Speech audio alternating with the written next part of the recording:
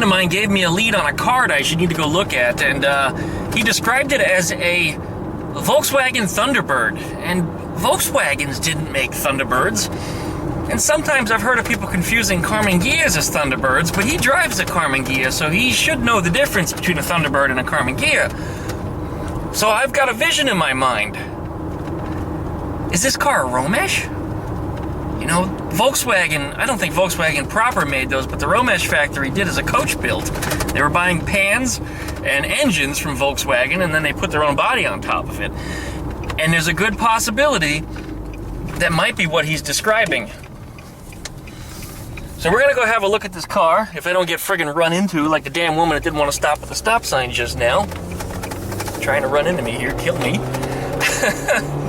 And see if this is indeed what he's describing. I mean, if it's a Rometsch, I might pay whatever this guy is offering, because apparently it's really cheap. It's really cheap.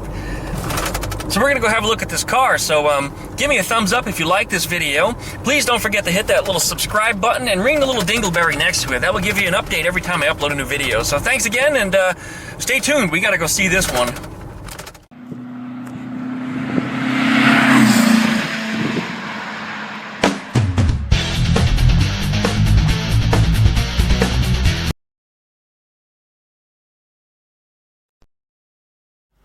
So anyway, we're going to try to get a good look at this car before it gets dark.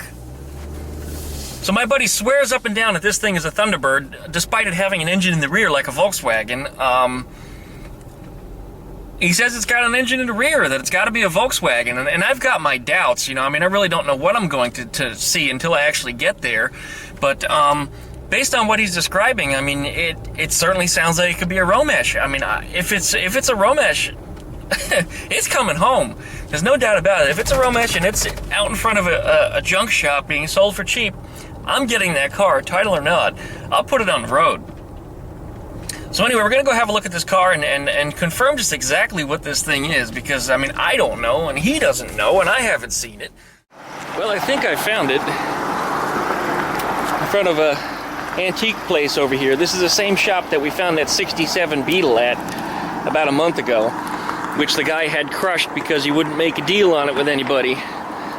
So I'm gonna pull the cover off of this real quickly. It looks like they're closed for business. I'm gonna try to be courteous and put everything back the way I found it.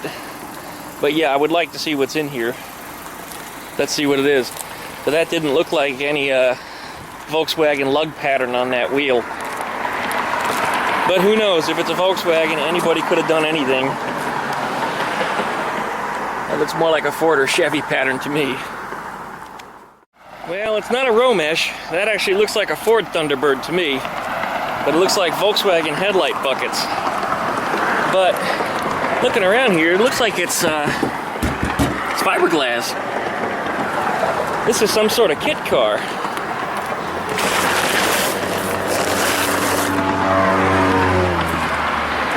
Now it's got that trademark round Thunderbird window.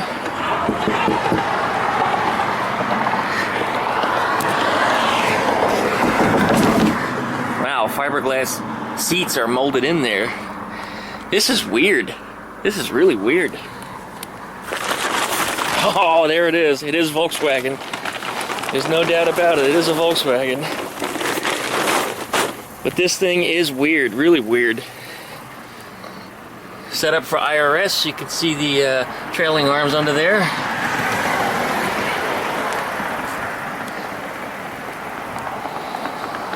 Well, beautiful thing about this is, well, there's no rust because it's fiberglass. I wonder if he's got all the parts to it, you know? Does he have the deck lid that goes on there? This is just too weird.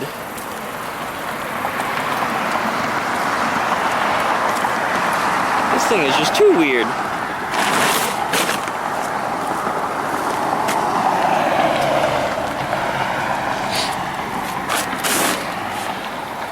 The Volkswagen steering wheel, it looks like it might be a Volkswagen steering column under there that's completely horizontal. I wonder if we can pop this hood.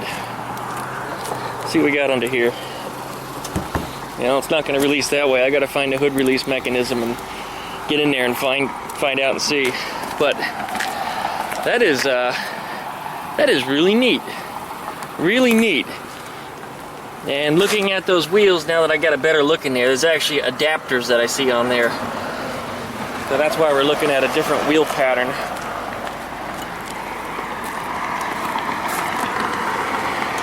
Let's see just what we got going on in here, and if we, yeah, fiberglass doors. Don't weigh much of anything.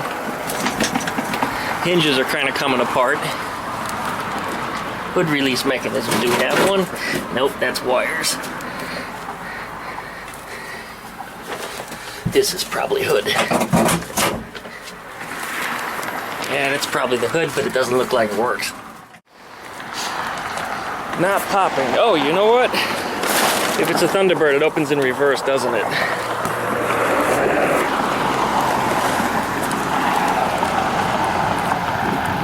Yeah, that's what's going on here. I'm gonna have to beat it up a little bit, I think. I'm gonna put the camera down for a minute and see. But this thing is just too weird. I'm gonna have to see if this guy gives me a reasonable price on this thing. This might come home. It's just too out of the ordinary.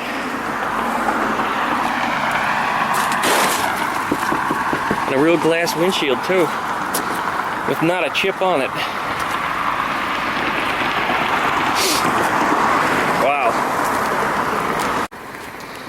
Well, it was really tricky to get that mechanism to release. I really had to beat the dog shit out of it, which I didn't want to do on a car that's not mine, but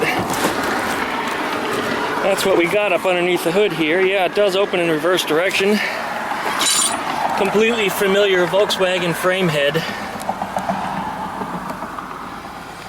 Typical ball joint front end is what it's got on there. Standard spindles. No adjusters.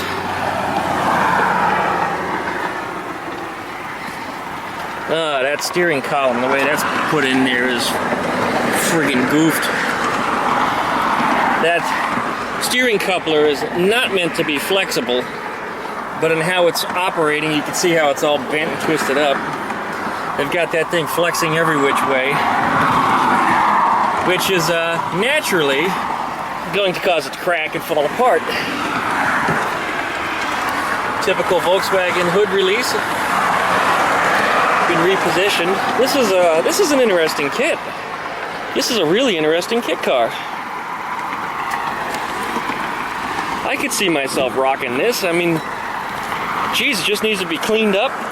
I give it a real cheap ass paint job. Oh, without that deck lid though, I don't know if I'll find another one. Get it running and put the damn thing on the street. I mean, that is just really cool. And with all the room that's back here in this trunk, holy dog shit. I mean, you could drop a V8 in here and there's plenty of room for that. Have a rear-engined Thunderbird with a V8.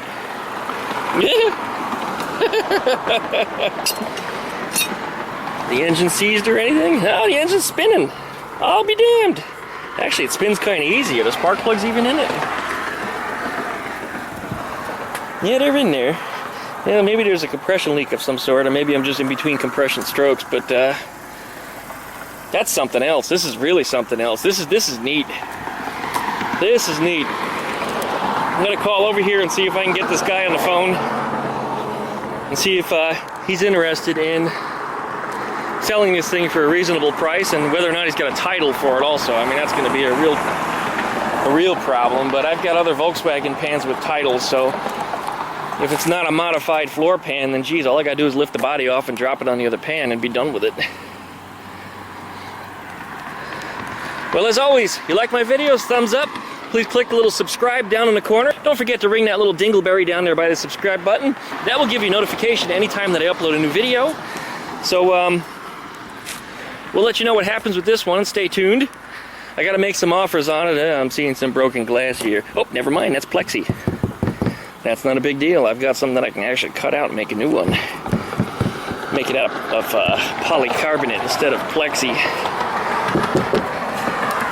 Looks like the top might be removable too. I've never owned a prevertible anything, but this would be really neat. I can see myself dumping it, maybe putting a roll cage in it, doing something really stupid.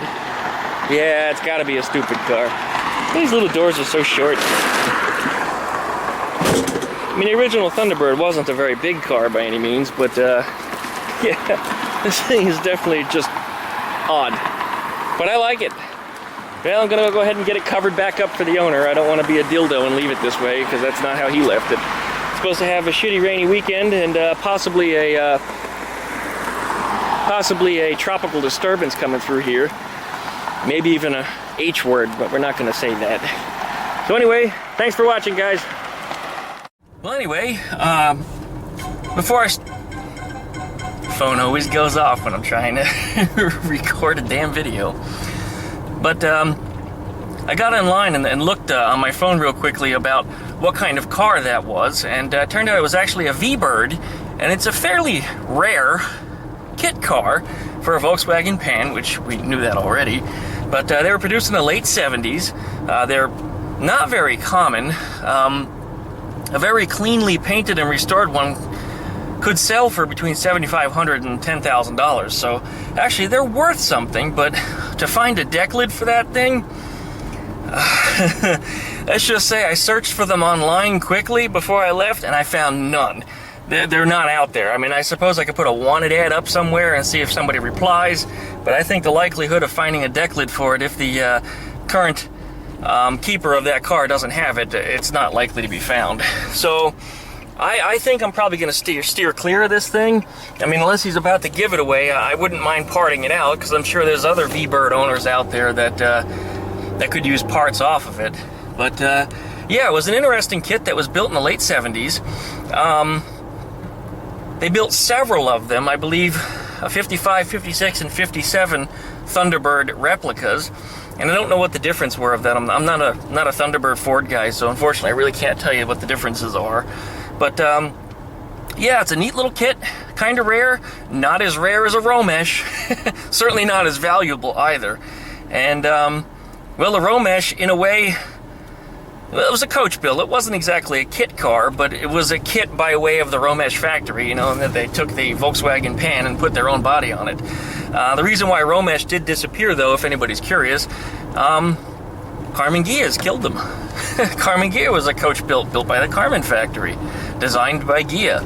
Eventually, Volkswagen stopped selling floor pans to Rometsch, and they had the dealers commit to not giving up their sales of their parts to Rometsch either, and essentially Volkswagen drove them out of business because the Rometsch were too expensive at that point, because the only way that they could get a floor pan is if they bought a brand new Beetle from a dealership and parted it out themselves.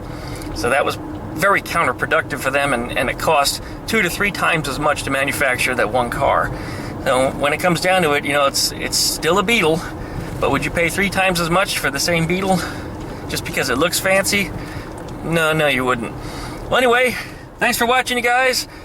Thumbs up if you liked the video. Click subscribe. Ring the little dingleberry that you see down there on the bottom, and let me know. I think it's this side. Ring that little dingleberry down at the bottom there, and that way you'll get an update every time I put up a new video. Thanks very much, and we'll see you next time.